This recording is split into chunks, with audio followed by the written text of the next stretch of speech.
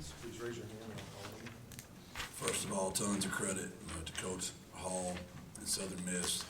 They had an absolute perfect game plan.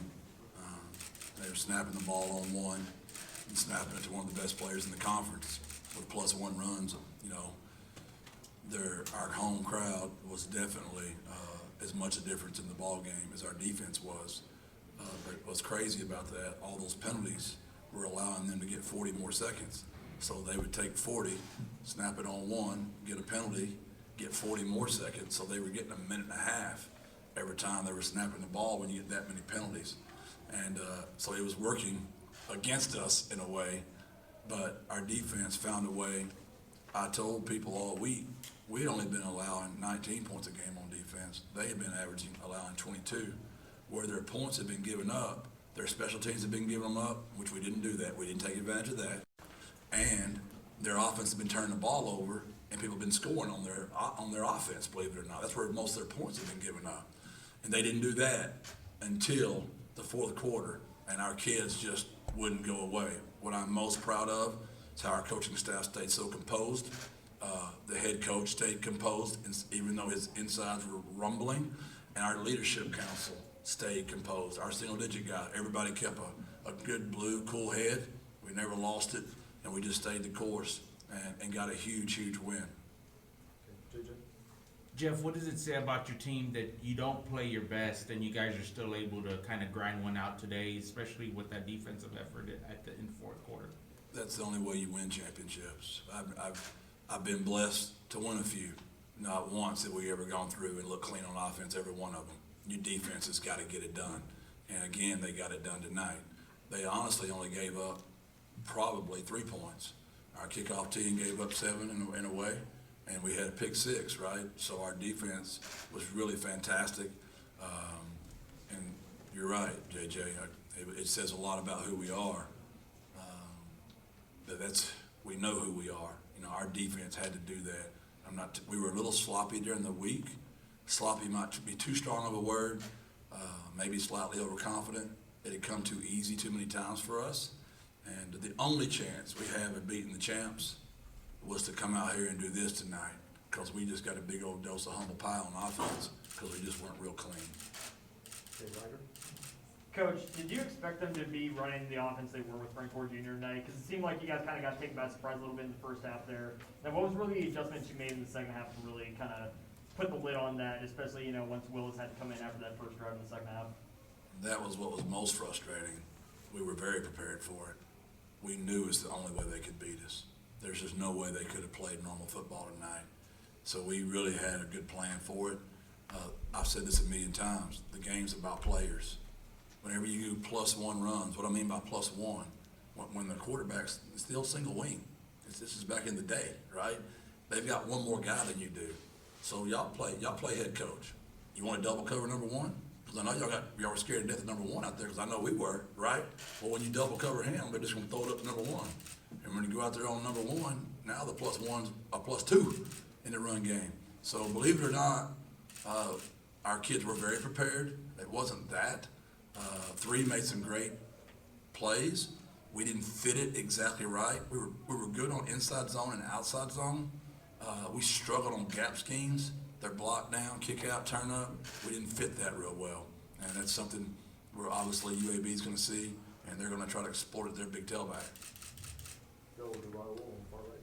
Hey, Coach, you mentioned about the crowd. Can you talk about that? It seemed like it really sort of helped inspire your team, especially late defensively, just sort of give them that little bit of energy that they needed. They were just incredible. When our defense was out there, they were loud as can be. And when our offense was out there, they actually got quiet enough for us to execute down there. We were clean offensively there. We didn't have penalties. We had the 2 interceptions, but we didn't put the ball on the ground, right? So we were clean there. I can't say enough about them. I'm trying to be creative and think of some way to put them in the triangle right now. I'm sure there's a lot more creative people in here than me, but the home crowd's got to somehow get in the triangle. We always talk about how it travels. We got to have something to say when we come home, because they were definitely a part of it tonight. Okay, Alejandro? Hey, Coach. So you kind of mentioned it, touched on it earlier. You were saying, you got I think you said, slice of humble pie on offense, but what do you attribute that to? Was that internal, just kind of got in your own head offensively, or was that, a defensive scheme that y'all just, struggled with tonight? What was that, what do you attribute that offensive struggle to? Well, first of all, they're good on defense, so we expected it to be a scrappy battle, right? When I say a dose of humble pie, it just comes so easy for us. Like 4 games in a row, we had just been so clean, right? And how many plays were we just wide open and we just couldn't get it done? Whether it was whatever it might have been, it was tough. But our kids just kept believing. At the radio show Wednesday night, Leroy was one of my kids that came and spoke, and I said on the record, at some point this year, Leroy Watson is going to make a play to help us win the game. And they went cover 2, and we went verticals, and Frank dropped a dime in there, and Leroy made a heck of a catch. I thought that, and Cephas's play when he just would refuse to get tackled in JT's downfield blocking. But what I mean by humble pie, my kids are intelligent. They're good people. They know they didn't play up to their standard. Some of that's on us. We gave them too much offense. We knew Southern Miss was good on defense. And sometimes we forget we're pretty good on offense too, and we got a little too cute, honestly. Great. What was your evaluation of the way Frank Harris played and how he handled some of the challenges that they threw at him? Frank's a winner. He's the quarterback, and his team won the game. That's what's most important. JJ. Jeff, this is the 10th win of the season. What does that mean to you and the players? It puts us in a great position. We had a terrible, terrible taste in our mouth last year when we left Birmingham. And we know we're a much better team. They're a really good team. And to be a champ, you got to beat the champs. And the champs are coming here Saturday. They've won it 3 times in a row. To win the first one's always the hardest one. Once you win the first one, you learn how to do it. Tonight was a great learning step for us. As I said earlier, I've never had a year where you went through it all just clean. You got to win some of them ugly. Y'all call them ugly. We just call them wins, right? But I understand the perspective. I understand what that means, an ugly win. But there is no such thing as an ugly win. They're all beautiful to me. Okay, Roger. Coach, you kind of spoke a little bit about being maybe a little too cute on offense. How would you justify the red zone play calling tonight where it felt like you didn't really go to sincere until the 4th quarter there late when you had that turnover inside the 10 and you just gave so many snaps in from 9 yards out? But other than that, you didn't really utilize him too much in the red zone today. We didn't have the ball with 20 snaps in the first half. It's kind of hard to give it to him. And when we did, we weren't gaining any yards. So, we had the 2-minute drive, and we had to use our timeouts on defense to get the ball back. So I know it looks that way, but it's because it's the way the game played out. Trust me, there's no one on our headsets going, let's keep the ball away from one of the best running backs in the country. Let's do something different. When we did it, it wasn't working, and the situations wouldn't really allow it, right? So I understand your question, but it kind of the situation of the game was dictating that. And we lost Mackay, in pregame. I've never lost a starter in my life in pregame. So the right tackle went down, and Sip came out there and played his tail off at right tackle. And then we lost Maka at center. That kind of got us a little shook up there, and so that's some of the things that went into that. Great. Jeff, their offense obviously didn't have a traditional quarterback back there, but you guys seemed to play your base defense most of the way. What were some of the considerations about the best approach to try to slow that down? Just that, we're going to double one or not. It might look like we were in base defense, but we were getting those safeties down there pretty dang quick. You just got to fit everything up exactly right. So do you want to go cover 0? And then if you go cover 0, you make one mistake, it's a house call.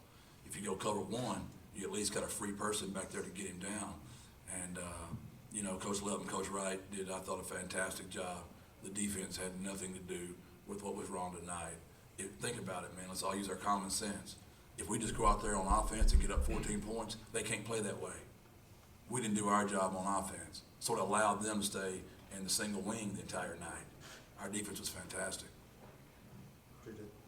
Jeff, UAB did win today, so that kind of sets up all for the Marbles game next week. Can you just speak to the magnitude of what next week's game means? Well, you got to be careful. I think our kids feel the burden and the weight of this city, and knowing the responsibility they have in getting this program turned around. And that shouldn't be on 18 to 23-year-old men, right? Those kids should be having the time of their life. and I don't want them to feel any extra. But we're smart enough to realize it's a bigger game than normal, JJ. We just all have to be very careful that we don't put too much on those kids. I thought tonight's the first night we looked like, we might have felt like we had a little bit of extra on our shoulders, and I just don't want that. What's the worst thing gonna happen? Y'all are gonna say bad things about the head coach. When you lose, that's just part of the deal, right? Well, and I just don't want those guys to be that way. I felt that a little bit tonight, like Hunter's kick. I mean, it just, my better players tonight, my best people, just weren't free tonight, and I gotta free them up somehow. How do you go about doing that? It's a great question. Probably simplify the plan, play faster maybe, execute. It's really not that complicated. I mean, we drop balls, we miss throws.